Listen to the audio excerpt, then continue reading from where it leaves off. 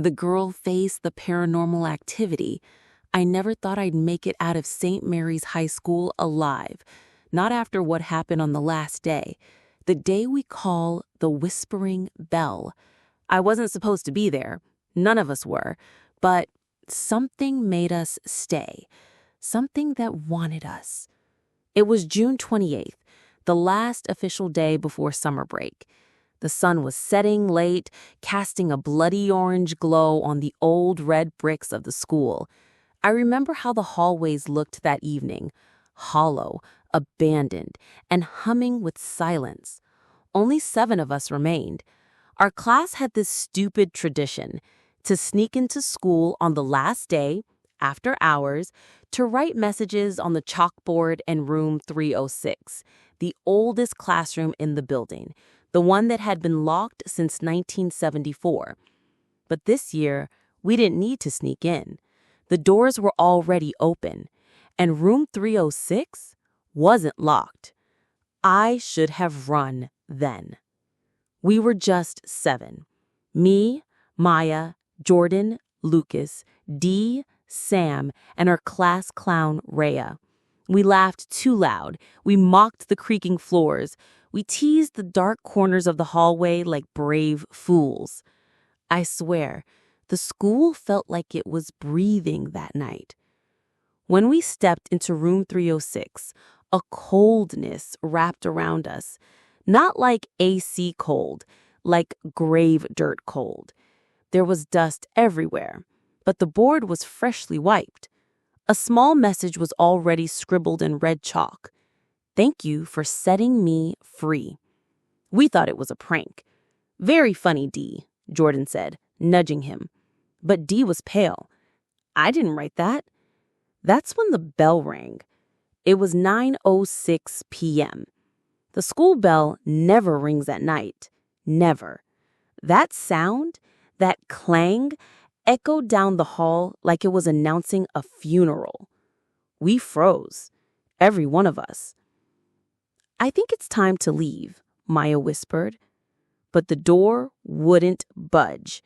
Not just locked, sealed, like it never opened in the first place. Lucas tried the windows. They wouldn't crack. We all watched as he pounded the glass, but it didn't even vibrate, like the outside world had vanished. That's when the writing began. Not from us, but on the board. Right in front of our eyes, the chalk rose on its own. Letter by letter, it scratched out. "One by one, you'll pay." Sam started laughing, nervous, hollow. "Okay, guys, who set this up? Hidden projector, motion sensors? Is this one of those viral TikTok things?" But there was no signal, no Wi-Fi, no bars, nothing. And then the lights went out. Not all of them, just enough to throw shadows across the far end of the room. We heard it then. A whisper. It came from the back of the classroom. It said my name, Emily. And I swear to you, it sounded like my mother. But my mother's been dead for 3 years. Maya screamed. She swore someone touched her ankle. We all backed into the center of the room, forming a circle. Rhea, ever the brave one, pulled out her phone to use the flashlight. That pale blue beam cut across the room and landed on a figure in the corner. A girl, maybe 15, wearing a blood-soaked uniform, eyes missing. Her mouth was sewn shut, but she was smiling and pointing at us. Then she vanished. Rhea dropped her phone. It shattered. That's when the temperature dropped again. Our breaths turned visible. And on the wall, behind the chalkboard, something began to emerge. Not write, but bleed. The wall bled words. It said, "I never graduated. Neither will you." Sam lost it. He rushed the door, slamming his shoulder against it, yelling for help. He kept yelling until the door finally opened. We thought he made it. But when we followed him into the hallway, he was gone. Gone. Not a sound, not a shadow, just silence. I remember how the hallway looked now. Different. Like it stretched farther than it should. Lockers bent inward, the floor warped. There were no exit signs anymore, just darkness at both ends. We tried to run, but the moment we turned to go back into the room 306 was gone. Just a blank wall. The map of the school on the wall? It had changed. Room 306 didn't exist anymore. We regrouped in the library, the only place that still had power. That's where we found the yearbook from 1974. Every student had their photo, their name, except one. A blank face. Just smudges, no name. But under the image, written in pen, she never left. We looked closer. The face wasn't smudged. It was burned off. Lucas flipped the page. He stopped breathing. The next photo was Maya. But it was an old photo, black and white. Like she had always been there. Maya began to cry. I don't remember taking that. I swear. That's when the library door slammed shut. All lights went out, except for one old lamp in the corner, flickering. And beneath it, a chair, rocking. Back and forth. The girl faced the paranormal activity. We didn't stop running until our lungs burned, until every hallway twisted into something unfamiliar. I swear the school was alive, breathing, shifting around us like a stomach digesting its prey. We were 5 now. Me, Maya, Lucas, Rhea, Dee. Sam was gone. Just gone. And the worst part? None of us could remember what subject he took in school. Like the building was erasing him, piece by piece. The hallway lights blinked erratically, not like a power outage, but like Morse code. I didn't understand it, but Lucas swore it was spelling something. He whispered what he thought he saw. Tell her the truth. Who? Rhea snapped. Who are we supposed to tell? No one answered. Not the school, not the shadows. But I knew. That stitched girl, she was listening. And she was getting closer. We turned a corner and saw something that made our blood run cold. The lockers, they were breathing, swelling in and out like lungs, metal creaking softly with each inhale. Some were dented, others smeared with handprints from the inside. Then one creaked open. Inside wasn't books, it was hair, braided, long, still dripping blood. Rhea gagged. Then we heard the whispers again, dozens of voices this time, murmuring different things, overlapping into chaos. But one voice stood out, a deep, guttural voice that said, she warned them. No one listened. Maya pulled me close, her hands ice cold. She's not after all of us, she whispered. She's after the one who made her scream. I didn't understand what she meant. Not then. But the guilt in her eyes, it said she knew something. Something she hadn't told us. Lucas suggested we head to the auditorium. He said if this is a haunting, there has to be an anchor, some place where it all began. So we ran. The doors to the auditorium were already open. The The seats, all facing the stage, were covered in old sheets. Dust floated like ashes in the air, and on the stage was a desk, a microphone, and a single student's chair. Old, wooden, blood-stained. Dee stepped onto the stage first. "This is where she died, right?" No one answered. We just knew. He walked to the desk and found a note. Not a new one, old, yellowed, written in ink so faded it was barely visible. He read it aloud. "Detention. Evelyn Moore. 06/28/1974. Final warning. No talking in class, no crying during punishment." He turned the paper over. The back had blood-smeared fingerprints. Underneath, scratched into the wood, it said, "She screamed, and they clapped." That's when the clapping started. Slow, deliberate, from the seats. But no one was there. Clap, clap, clap, until all the chairs started shaking like someone was rising from every one of them. I turned back to Dee. He was crying, bleeding from his ears, and then in front of us all, something lifted him off the ground.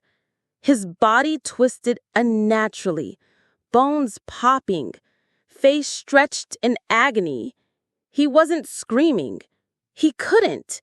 His mouth was sewn shut by something invisible, just like hers. And then he vanished. Not fell, not exploded, just blinked out of existence. We were 4 now. I collapsed in a corner backstage, hyperventilating, whispering prayers I didn't remember ever learning. Lucas crouched next to me. He said, "She's not a ghost. She's a memory that never died." That's when Maya confessed. Back in freshman year, she was part of a hazing prank, a tradition passed down for decades, something seniors did to test new students.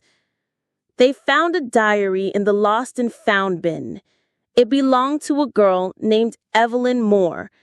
She had died on June 28, 1974, supposedly suicide, but the rumors said otherwise.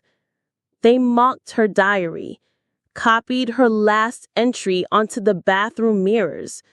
Maya even read it aloud in assembly, pretending it was a joke. The last words Evelyn wrote, "They made me scream until I disappeared." "She cursed the school," Maya whispered, and I helped echo her scream. Lucas slapped the wall. "Then it's you she wants." "No," I said. "She wants the story told. She wants to be remembered the right way." That's when the intercom buzzed on. The speakers crackled, and her voice spoke through them. A voice stitched together with pain and static. "Class is still in session." Then a bell rang. 10:06 p.m. We had 1 hour left. Rhea grabbed us. "We go to the boiler room. That's where the old punishment room was. If she died down there, maybe we end it down there." We didn't argue. We ran. The halls had changed again. Now every classroom was filled with empty desks and mannequins, all facing the chalkboards, all blindfolded, all bleeding from their ears. We passed one open classroom. The door was labeled E. Moore, English. That was never there before. Inside, a video was playing. Grainy, black and white. It was footage from 1974. A girl in uniform crying. A group of kids surrounding her, laughing, mocking. One of them looked like Maya, But it couldn't be. Could it? The tape stopped suddenly. The screen flickered. Then Evelyn looked straight at the camera, straight at us, and said, "You watched? Now you'll feel it too." Rhea turned to run, but the mannequin from the classroom doorway had moved. Its head twisted 180 degrees to face her. Then it lunged. The girl faced the paranormal activity. I still hear her. Not with my ears anymore, but somewhere behind my eyes. After Rhea was taken, there were only 3 of us left. Me, Maya, Lucas. But Rhea didn't scream when the mannequin lunged at her. She whispered something. One word. Run. And we did. We left her behind. I still see her silhouette, her hand pressed against the glass door as it slammed shut. Her face wasn't terrified. It was accepting, as if she knew it was her turn. We didn't talk for a long time. The school felt deeper now, wider, older, like it had cracked open new layers of itself just to trap us. The walls were no longer bricks. They were flesh, pulsing, breathing. Lucas found a map in the janitor's closet, an original blueprint from the 1950s. That's when we saw it. The boiler room. Only accessible through a maintenance tunnel hidden behind the gym. It used to be a detention area, then condemned after a fire no one remembered. Except Evelyn, I guess. She never left. The hallway to the gym was flooded. Black water. No light, no reflection. Just depth that seemed to stretch forever. Lucas stepped in first, using a broken mop handle to test the floor. "Shallow enough," he muttered. But when Maya followed, she gasped and clutched her leg. Something brushed past her ankle. "A fish?" I asked, stupidly. She shook her head. "No. Fingers." We made it to the gym. Everything was wrong. The basketball hoops were twisted into nooses. The floor had burn marks, footprints scorched into the wood. Like someone had tried to run, but melted into the floor before they could escape. And the walls were covered in rules. No crying, no screaming, no talking back, no leaving before the bell. They were scratched into the wood with nails. Human nails. Some still stuck in the wall. Lucas found the access panel behind the bleachers, rusted but unlocked. We crawled in. The tunnel was narrow, metal, and pitch black. The only light came from Lucas's dying phone. The deeper we went, the colder it got. Then we found the lockers. Again. Not real ones. Twisted, melted versions, some open, some pulsing. All of them whispered our names. Suddenly, Maya screamed. Her hand was bleeding badly. She said something bit her. We shone the light on her wrist. A perfect bite mark. But not from teeth. From stitches. At the end of the tunnel, a ladder led straight down into complete blackness. Above it, scratched in rust and blood, it read, "Final warning."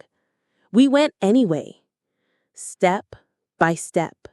With every foot down the ladder, I felt something pressing into my chest, like a scream trying to claw its way up my throat. The bottom was wet. The floor squelched beneath our feet. And then we saw it. The boiler room. Massive metal tanks lined the walls, cracked, steaming, hissing. Pipes leaked what looked like blood. The air smelled like burnt hair and old pennies. In the center of the room was the chair. Straps, nails, scorch marks. And beside it, a cassette recorder. Maya pressed play. And we heard it. Her screams. Evelyn's screams. Real, raw, nonstop for minutes. It wasn't just pain.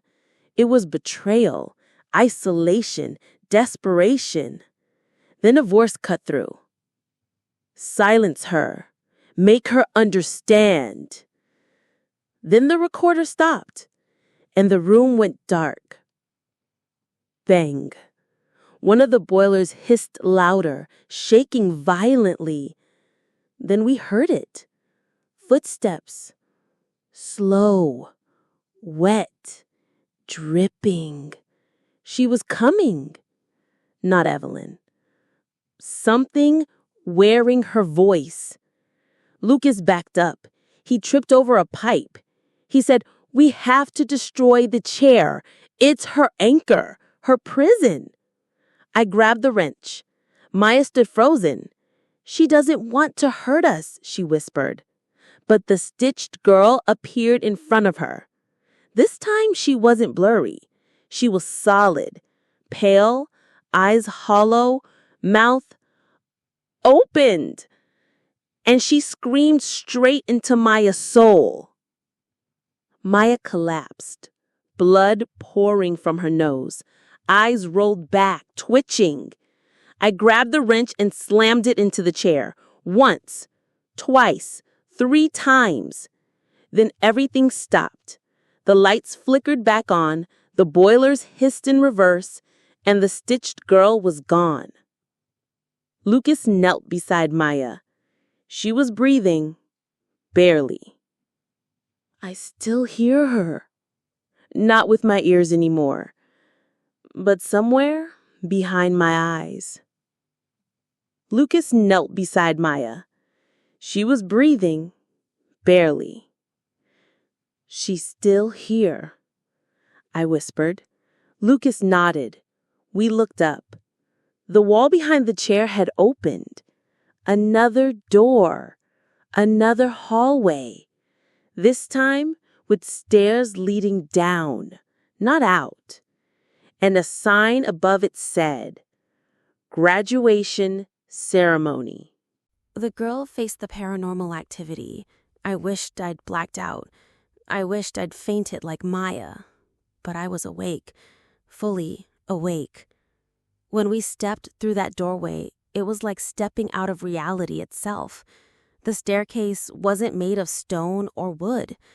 It was made of yearbook pages, photos, class memories, names. Each step a record of someone who at once walked this school. But as we moved deeper, the photos began to change. The smiles turned into screams. The eyes were scratched out, and every name was Emily. My name. Lucas noticed first. "These aren't old records," he whispered. "They're from tonight." I looked closer. There was a picture of Rhea, then Dee, then Sam. Each in grayscale, faces caught in their final moments before they vanished. Then Maya's, and finally, mine. Only my photo wasn't printed. It was still developing. At the bottom of the staircase was a hallway covered in banners and balloons, gold streamers, folded chairs in perfect rows, a stage with a podium, and behind the podium was a coffin, white, child-sized. Resting atop it was a graduation cap, its tassel burned black. I turned to Lucas. He wasn't moving. His eyes were locked on something I couldn't see. "Lucas?" I called. He looked at me, confused. "Who are you?" My heart stopped. "It's me, Emily."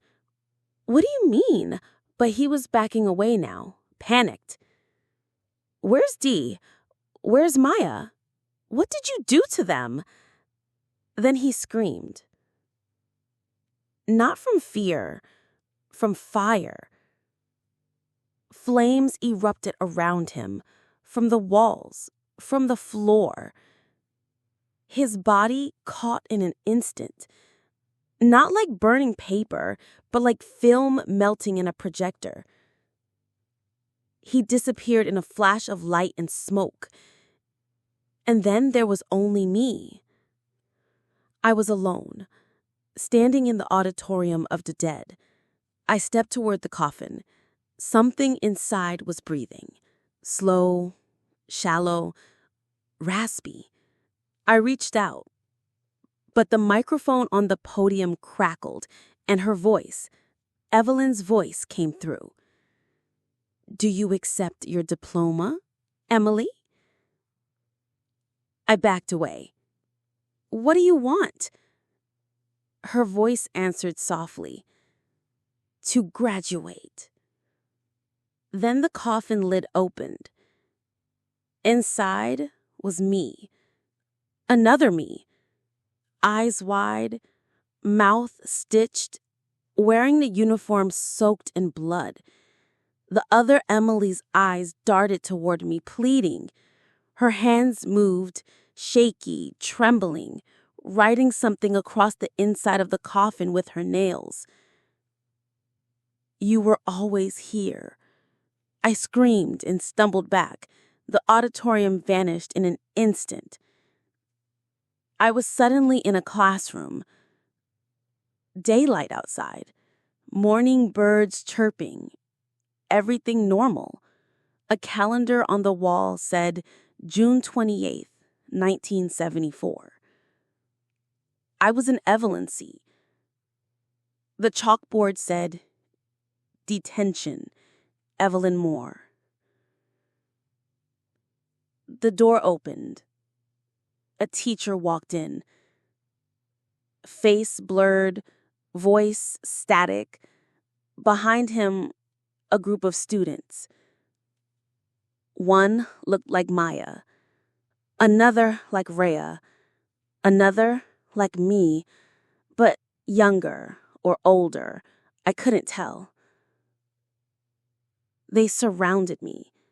They were laughing, pointing, mocking me, just like Maya told me, just like the diary said. Then someone whispered in my ear, "Now you'll feel it," and everything burned. I came back to consciousness screaming, back in room 306, the original, the real one.